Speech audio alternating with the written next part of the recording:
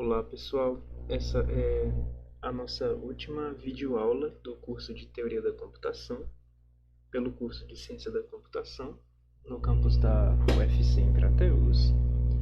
E nessa aula a gente vai estudar o relacionamento entre duas classes de complexidade, as classes NP e CoNP. Enquanto que a classe NP ela pode ser vista como a classe dos problemas que possuem alguma certificação em tempo polinomial, a classe CoNP ela é bem o contrário disso. Ela é a classe dos problemas que possuem alguma refutação em tempo polinomial, certo? Então a gente vai estudar o relacionamento entre essas duas classes e o relacionamento da interseção dessas classes com a classe P. Tá bem? Então a gente vai dar uma olhada em alguns resultados. E o primeiro resultado ele é bastante natural no tocante à definição do que é ser CoNP. A gente diz que uma linguagem ela se encontra em CoNP quando o seu complemento se encontra em NP. Tá bem? Então, a gente sabe que se L é uma linguagem NP completa, o seu complemento ele é CoNP completo. E como que a gente sabe disso? Se a linguagem L ela é NP completa, então a gente sabe que toda linguagem em NP se reduz a L.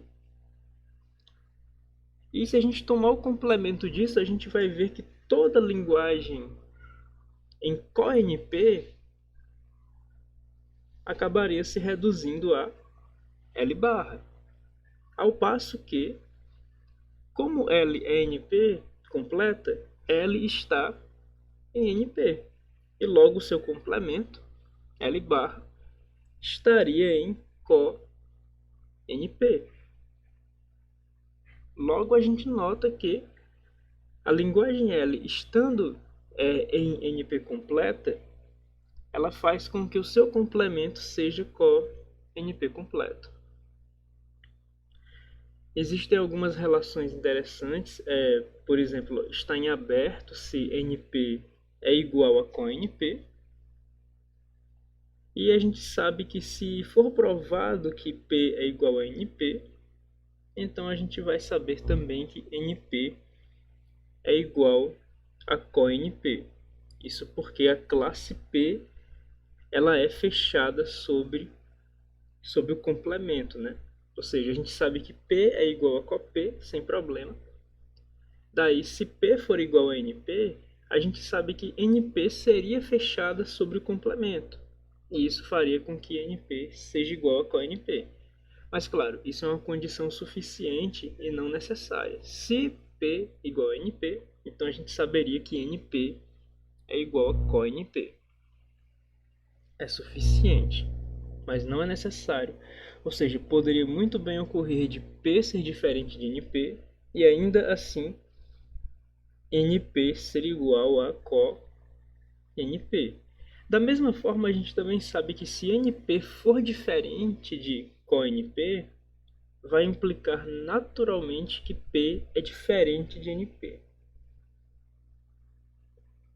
A gente também sabe que se um problema NP completo ele se encontra em NP, então a gente poderia afirmar que NP é igual a CoNP. Como que a gente pode ver isso? Se a gente tem um problema em CoNP completo e esse problema também está em NP, a gente sabe primeiramente que toda linguagem L' da classe CoNP vai se reduzir em tempo polinomial a esse problema CoNP completo.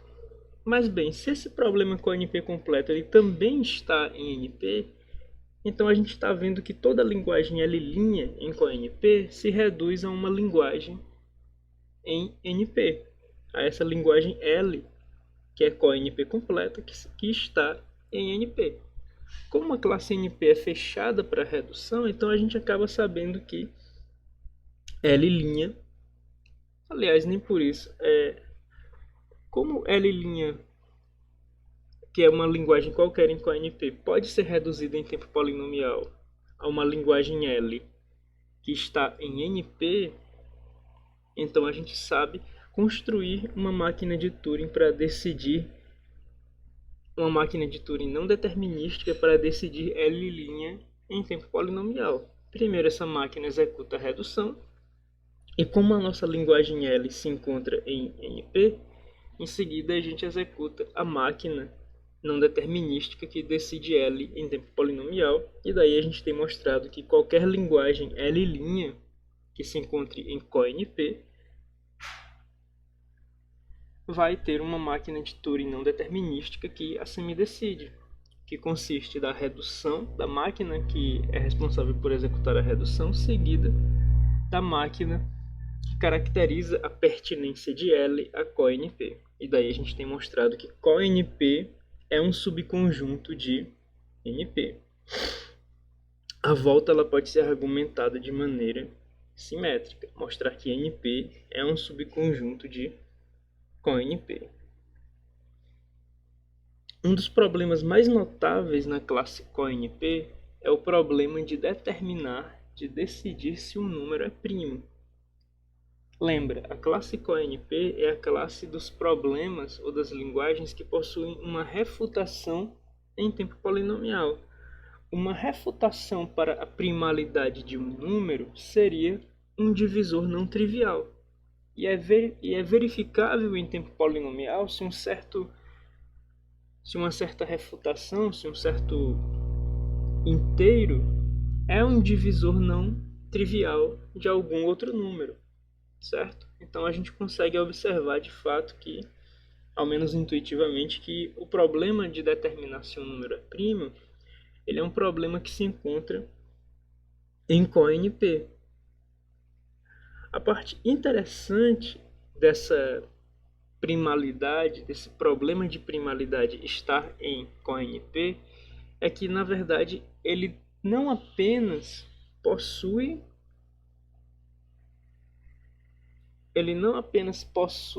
uma refutação em tempo polinomial, que a gente viu de maneira bastante simples, né, que existe uma refutação em tempo polinomial, mas de uma maneira já de forma alguma trivial, o problema da primalidade também possui uma certificação em tempo polinomial. Então a gente nota que o problema da primalidade ele é um problema que se encontra em NP inter CoNP. E naturalmente a classe P ela é uma classe que se encontra em NP inter CoNP, justamente porque o próprio algoritmo de decisão, ou a própria máquina para decidir uma linguagem ou um problema em P, ela poderia ser usada tanto para argumentar a existência de uma certificação em tempo polinomial, como a existência de uma refutação em tempo polinomial. Ou seja, a gente sabe que P é um subconjunto da interseção de NP com CoNP, mas o problema da primalidade ele se mostra um problema que, até o presente momento, é desconhecido a sua pertinência à classe P. Não é dado como certo que primalidade não pertence à classe P, mas a sua pertinência a P é desconhecida.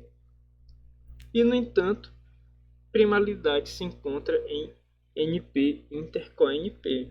Okay?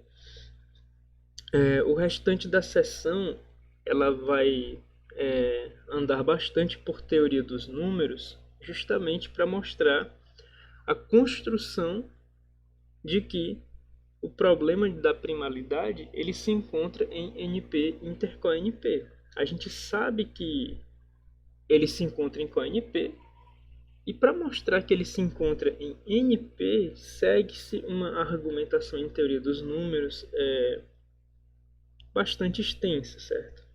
Bastante extensa, passando inclusive pelo teorema do resto chinês, passando pelo teorema de Fermat, aliás, pelo pequeno teorema de Fermat, né, com certeza não pelo grande, passando por diversos outros resultados, até que chega no ponto em que é possível argumentar que há uma certificação para a primalidade de um número. Certo? É possível certificar que um número é primo, não apenas refutar rapidamente em tempo polinomial que um número é primo, tá bem? Então, como essa demonstração ela é bastante extensa e ela é muito mais sobre teoria dos números do que sobre teoria da computação, para além de eu não acreditar que ela caiba nesse formato de vídeo,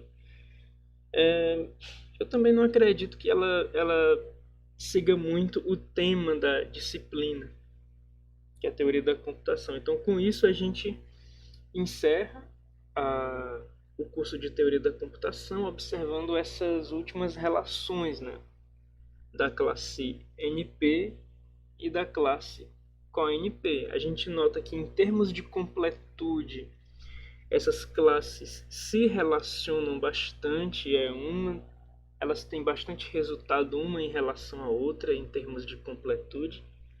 E também existe a relação entre a interseção das duas com a classe P, tá bom? E como a gente viu, primalidade é um exemplo bastante notável da classe CoNP, até pelo fato dele deixar em aberto, né? É um problema que deixa em aberto se P vai ser igual a NP intercoNP, tá bom? Então, esse é o conteúdo da nossa última aula e com isso a gente encerra o curso de Teoria da Computação. Então, até uma outra oportunidade.